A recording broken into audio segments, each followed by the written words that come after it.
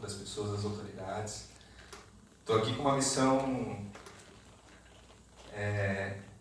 até um pouco ingrata, vamos dizer assim, porque eu vou trazer um pouco da percepção da sociedade civil no Conselho. Eu estou aqui com uma fala que a gente construiu de forma coletiva e vou aproveitar a oportunidade para fazer essa fala. Na verdade é um texto que eu vou ler aqui agora. E vou começar assim: gostaríamos de começar citando o Plano Municipal de Cultura de Florianópolis. O acesso à arte e à cultura, à memória e ao conhecimento é um direito constitucional e condição fundamental para o exercício do plena cidadania, para a formação da subjetividade e dos valores sociais, conforme descrito nos artigos 215 e 216 da Constituição Federal. Nesse ano, o Plano Municipal de Cultura completa 10 anos, porém não há muito o que comemorar. Pelo contrário, grandes partes das demandas que trazemos aqui vêm sendo apontadas desde sua implementação. A Conferência Municipal de Cultura é o momento ideal para organizarmos e publicizarmos as deficiências das políticas públicas de maneira direta e objetiva. O Plano Municipal de Cultura é um instrumento legal que tem validade de 10 anos. Ele foi concluído em 2013, sendo aprovado pela Câmara dos Vereadores em 2015. Portanto, nessa data, deveríamos estar fazendo a primeira revisão do plano, em 2015, né? E aproveitamos essa oportunidade para trazer algumas das metas do Plano Municipal, que são muitas e a maioria até hoje não sequer mensuradas, pois não há um sistema integrado de informação que nos dê dados, né, implementado no município, assim como determina o Sistema Nacional de Cultura. É importante entendermos que as metas são interconectadas. Assim, falamos sobre a institucionalização da cultura no município, a gestão da cultura com a participação da sociedade, os espaços e equipamentos culturais, o desenvolvimento da economia da cultura e os mecanismos de financiamento público, a valorização do patrimônio cultural, promoção da diversidade cultural e, finalmente, o estímulo à formação cultural. O Conselho Municipal de Cultura é um órgão deliberativo, consultivo, normativo e fiscalizador das políticas públicas da cultura da cidade. Essa premissa não vem sendo cumprida integralmente pela Prefeitura de Florianópolis e o seu órgão gestor, a Fundação de Cultura Franklin Cascais. O Conselho representa as partes afetadas pela gestão e o que ele delibera deveria estar sendo cumprido, porém, por muitas vezes, ele não é consultado e, quando se manifesta, por vezes é ignorado. Em relação à estrutura do Conselho de Políticas Culturais, estamos sem sede há vários anos, apesar das diversas solicitações feitas para a gestão atual e passada da Prefeitura. Não sabemos se é do conhecimento de todas as pessoas aqui presentes, mas o Conselho é um órgão paritário, ou seja, tem a mesma quantidade de representação dos setores da sociedade civil e dos órgãos públicos. No entanto, salvo raras exceções, as representações que de fato trabalham no Conselho são as representações da sociedade civil. A maioria esmagadora das representações dos órgãos públicos apenas assinam a lista de presença nas reuniões, não participam dos grupos de trabalho, não se envolvem nos assuntos do Conselho e, consequentemente, nos assuntos da cultura. Tal situação também já foi levada à ciência da Prefeitura Municipal, mas nada foi feito. É preciso que o poder público indique servidores que de fato estejam dispostos a se envolver com a cultura da cidade, para que suas presenças tenham alguma efetividade. A participação de servidores públicos também concede legitimidade, transparência e responsabilidade aos trabalhos desse Conselho. Trabalho esse assegurado por lei. O Plano Municipal de Cultura tem a meta a realização de concursos públicos para pessoas especialistas na área da cultura. A lei do plano diz que os concursos deveriam ocorrer até 2023, mas até agora isso não se efetivou. A falta de profissionais especializados em quantidade coerente e suficiente com os trabalhos a serem realizados pelo Poder Executivo produz efeitos nocivos para a cultura. Há muito trabalho para pouca gente. E, embora reconhecemos o empenho da maioria dos funcionários que trabalham na Fundação Franklin Cascais, é necessário evidenciar que o tal corpo de servidores da Fundação não possui capacitação específica na área da cultura, o que acarreta em compreensões falhas e, consequentemente, ações equivocadas. Ao ignorar o setor cultural, a Prefeitura vai contra as leis da cultura federais e municipais. O modo como foi implementada a Lei Aldir Blanc, há poucos anos atrás, é exemplo disso. O Conselho trabalhou intensamente no regimento e no edital dessa lei, mas quando publicado, o edital não parecia nada com o que foi discutido e acordado entre os conselheiros e a Prefeitura Municipal.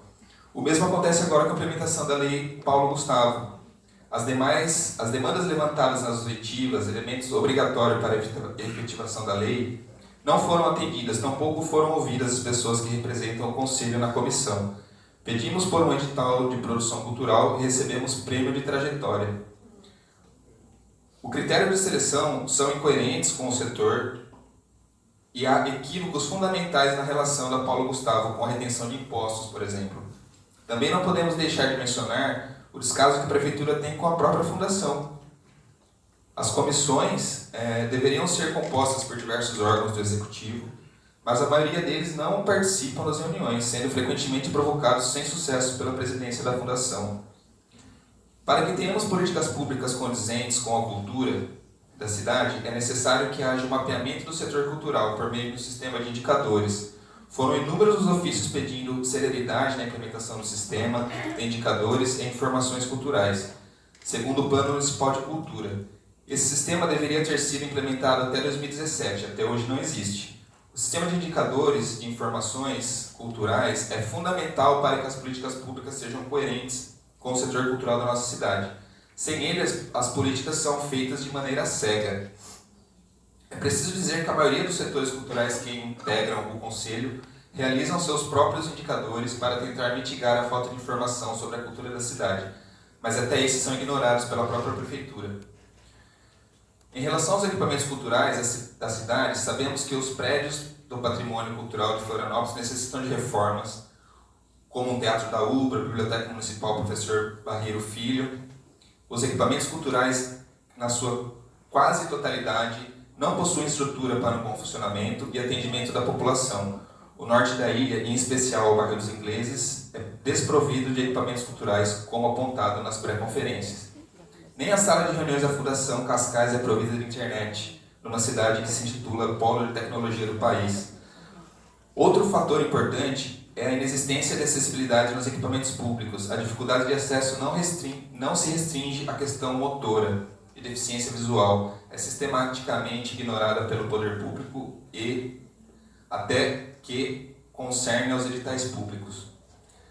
Em relação ao sistema municipal de apoio, fomento e financiamento à cultura, há uma infinidade de metas que não foram cumpridas. O Fundo Municipal de Cultura, implementado em 2010, teve apenas 4 edições nesses 13 anos de existência. O primeiro teve verba de R$1.200.000.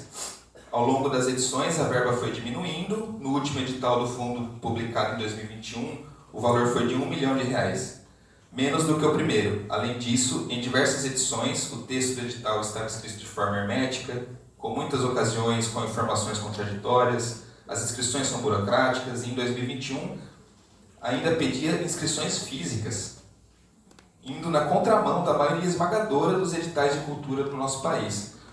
O pagamento aos contemplados do edital de 2021 só se deu em fevereiro de 2023, e já estamos em outubro, sem ter notícias do edital de 2022 e de 2023. Vejam bem, senhoras e senhores, a média, esse foi um cálculo meu, a média por ano, desde que o fundo surgiu, são de 16 projetos contemplados por ano, tá? Um valor de 310 mil aplicados, numa média de mais ou menos uns R$20 mil por projeto. É preciso salientar também que na última conferência, grande parte das setoriais levantaram as necessidades de haver editais voltados às suas áreas, considerando as especificidades de cada setor, mas isso nunca é concretizado. A Lei Municipal de Incentivo à Cultura carece de organização, controle e fiscalização. Os instrumentos de inscrição são extremamente precários, não há e nunca houve qualquer tipo de divulgação e sensibilização à lei junto ao empresariado local. As pessoas que trabalham na última comissão de avaliação de incentivo à cultura ainda não foram pagas pelos serviços prestados Esse objeto valioso de incentivo à cultura está jogado às traças. O Plano Municipal de Cultura também prevê 3% da dotação orçamentária anual destinada à cultura para 2023. Pelo que pudemos apurar, a porcentagem nunca passou de 0,6% desde que o plano foi instituído. A Comissão Orçamentária do Conselho calcula uma dotação de 0,7% para 2024, ou seja, menos da metade da meta prevista, e um número muito inferior à dotação de outras capitais do Brasil. Sobre a valorização do patrimônio cultural e a promoção da diversidade cultural, é preciso mencionar que a cidade de Florianópolis perdeu diversos eventos culturais tradicionais, como o Festival Isnar de Azevedo, a Bienal de Dança, a Festa das Nações, o Festival de Boi de Mamão e o concurso de fantasias do Carnaval.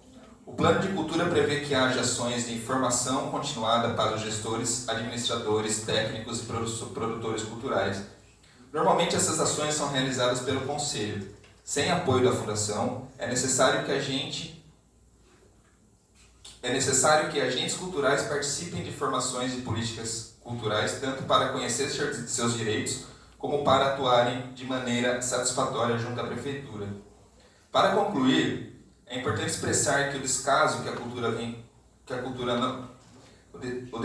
com a cultura não parte exatamente da Fundação Franklin Cascais, mas das gestões da Prefeitura, que não tem verdadeiro compromisso ou interesse em promover o setor cultural, ignorando expressamente